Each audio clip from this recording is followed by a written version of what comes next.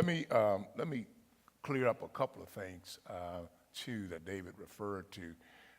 One that he referred to that I want you to be very clear on about our church's polity, that most of us are not clear on, and that is that in the United Methodist Church, we meet General Conference once every 4 years, which means that our book of discipline, any member of the United Methodist Church, any member of the church, doesn't have to be an annual conference, it doesn't have to be a committee or commission, any member can send in a petition to change anything in the book of discipline except for what we call the restrictive rules. Are you hearing that? So when we meet going into General Conference, that's wide open, and that's every 4 years. That's a part of who we are as United Methodists, and that is a part of our commitment to being a democratically run church. So people can do that. Any member can look into discipline, and there's something there you don't like, you can submit a petition. And I want to say this too, because a lot of times people want to bring it to the annual conference first. You can bring it to the annual conference if you want to. You don't have to. You don't need the annual conference endorsement. You send that in. The other piece of that is that every petition has to be looked at. So no matter how many petitions we will have, they will all be looked at General Conference. So you can send that in, and every 4 years we can do it. The reason I bring that up is because David made a remark, and that is that though you may pass a petition or a resolution in one General Conference, it can be voted on again in the next 4 years. Are you understanding that? Okay, and that's a part of your polity. And we usually say it this way: no General Conference can bind the next General Conference, which means that you can still bring it up. So no matter what we have done, that can be challenged again. Now, a lot of times folk get all upset and say, well, I want it over and done with. Well, sure you do, as long as it is something that benefits you. Are you hearing that? But if it doesn't benefit you, you want the right to keep fussing about it. Amen. And that's just the way our church operates. But it's the same way life is. And that is, especially if you're a Christian, and that is that it is a continual process of growth and development. And that's just who we are as a church. And so that's just a part of our normal processes. And you need to understand that as a part of the church. And what we want you to understand is one other piece, and that is that every General Conference, we always send petitions to the Judicial Council. It's always a normal process. Somebody will always get up and they will make a motion that the petitions we voted on go before the Judicial Council. For those of you who do not know what the Judicial Council is, it is equivalent in the United Methodist Church to what the Supreme Court is in the United States. And that is, they interpret to make sure that whatever we pass is consistent with the Constitution of the United Methodist Church, which you can find in the Book of Discipline. But make sure it's a current Book of Discipline. Amen. Because what did I tell you? How often does that book change? Every 4 years, which might mean that something has been changed because we can make constitutional changes, okay? And so sometimes people will get a book of discipline that may be 20 years old, amen, and it doesn't apply. So you've got to have a current book of discipline and look at the Constitution. So I want you to understand that. So at the end of General Conference 2019, some guy by the name of Brewster made that motion.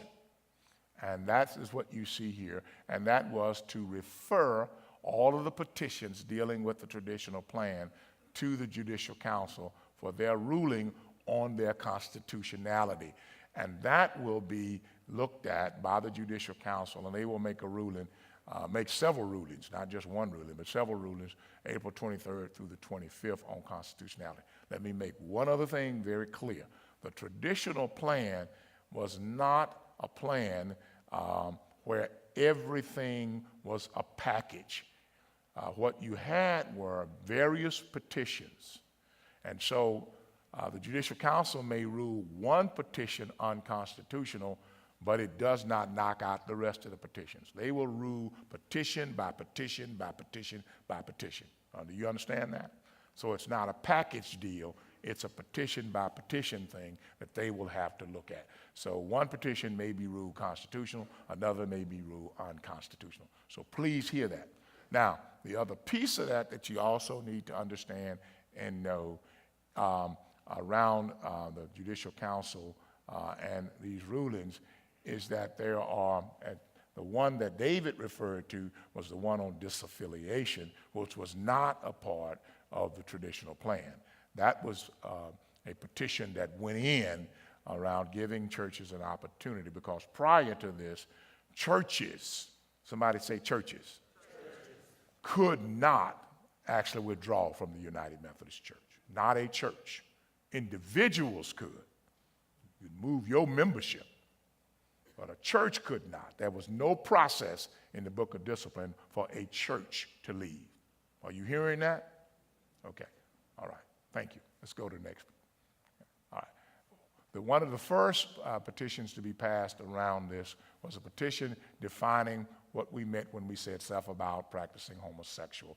And that would mean anyone living in a same-sex marriage, domestic partnership, or civil union is a person who publicly states that he or she is a homosexual, self-avowed practicing homosexual would be considered to be a self-avowed practicing homosexual. Any one of those would then define that person as a self-avowed practicing homosexual. That was passed. Please go to the next petition.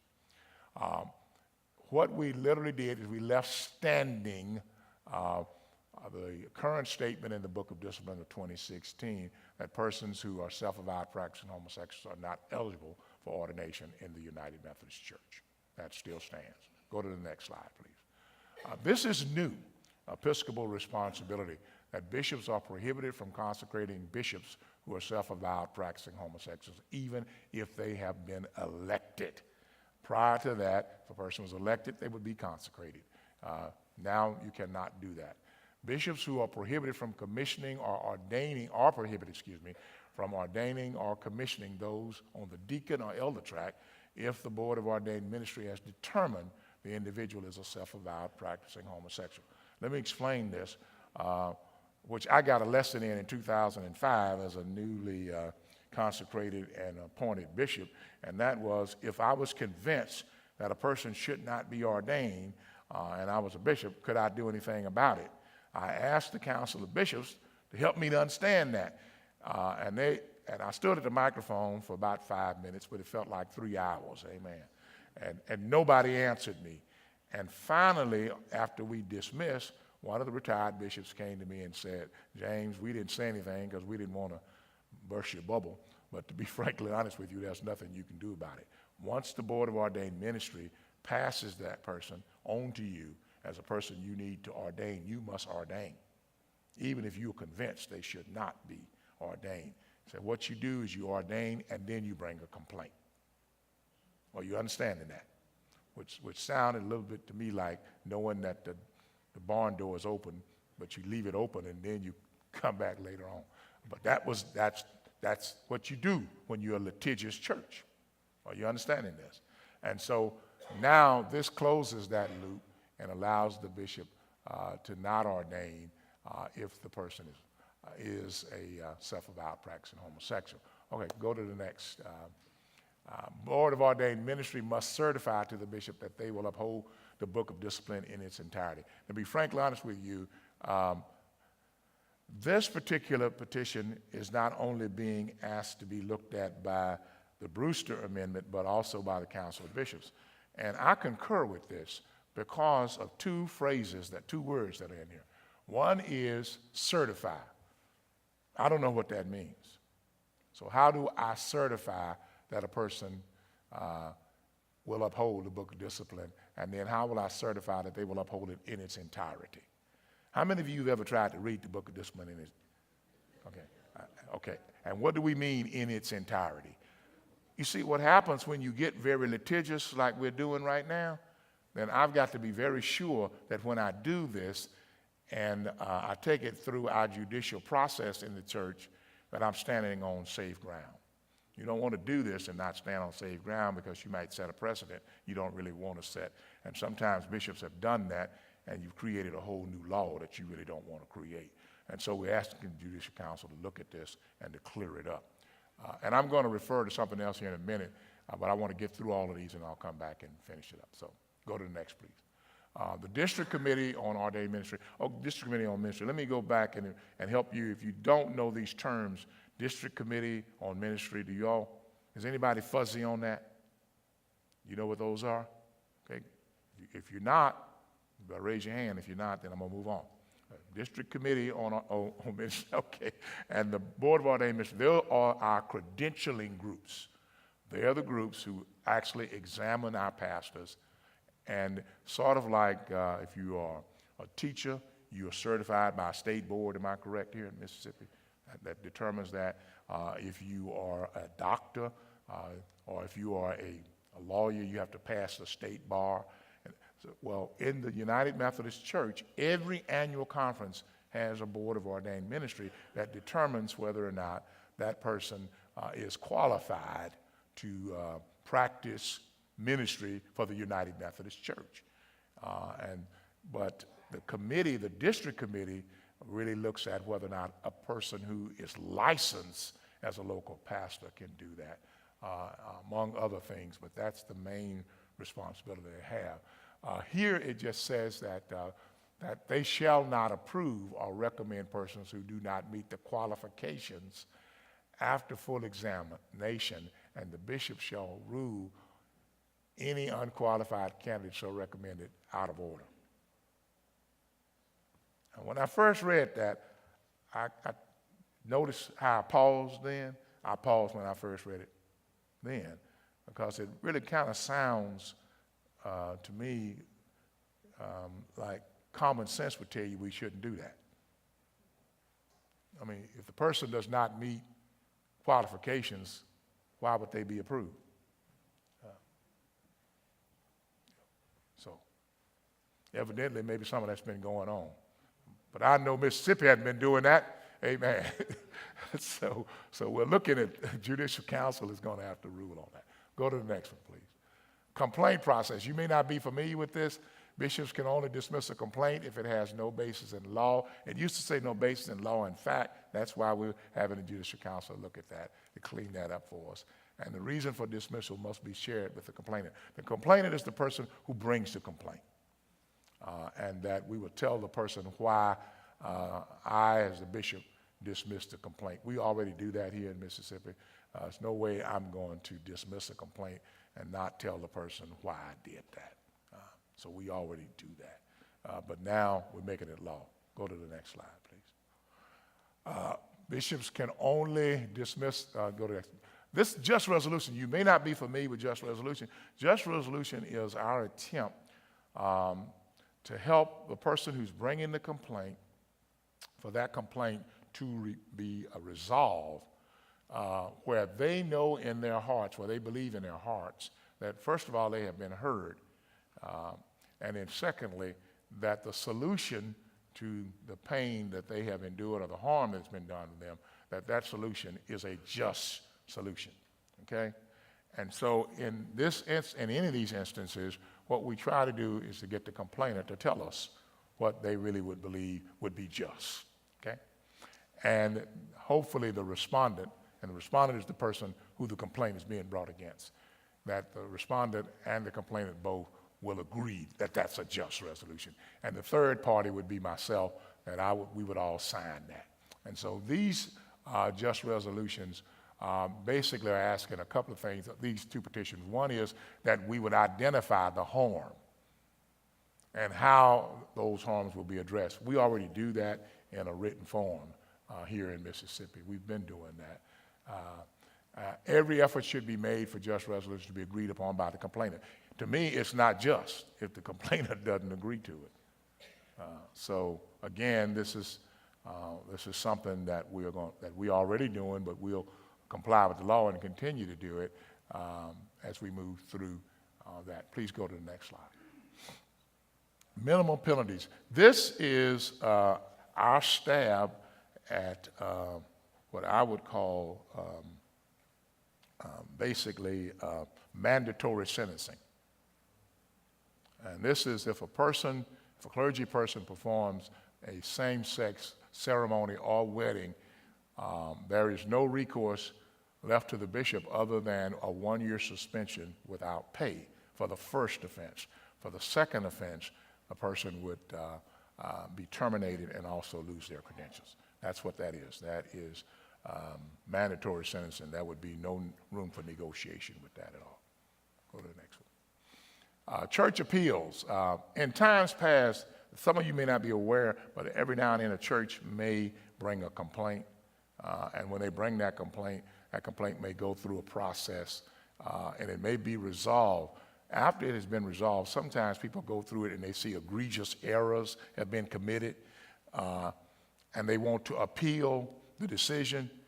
There is no provision in the book of discipline for that to happen, for the church to appeal currently. But now with the passing of this, if it's upheld, then you can, if there are egregious errors, appeal the decision. Up to this time, that was just it. Now, let me go back and help you with this. Some of you saw where it might have said it was ruled constitutional or unconstitutional. That was prior to us going to General Conference 2019, where these were given to the Judicial Council for them to look at. Those were not what we call declaratory decisions. They were opinions that the Judicial Council gave. And they gave those opinions, but they do not hold they're not the same as a rule of law. They're just opinions. What they will be doing, though, April 23rd through the 25th, the decision that comes out of that will be a rule of law. And that's different because before that was purely hypothetical because it was not law. Now that it's been passed, they can really rule on it. So they will rule on it. Now let me make one other thing clear too about the Judicial Council rulings. The Judicial Council rulings hold the position of law. So once they say something is constitutional, it is constitutional. Are you understanding that? It is constitutional and it holds the position of law. All of these will go into effect as of January 1, 2020. When will they go into effect?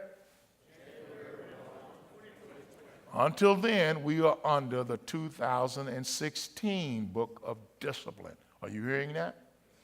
January 1, 2020, these will go into effect in the United States. And I always have to add that because the central conferences, those that are outside of the United States, that will not go into effect for them until December 31st, 2023. They need some time to process it for translation and some other language issues, and also because of when they meet. It's just a little different for those outside the U.S. So these are the things that have been passed. These are the things that actually were the petitions that were passed. So if you see any other petitions out there floating around that folks say were passed, please disregard them. Amen? Are you hearing this?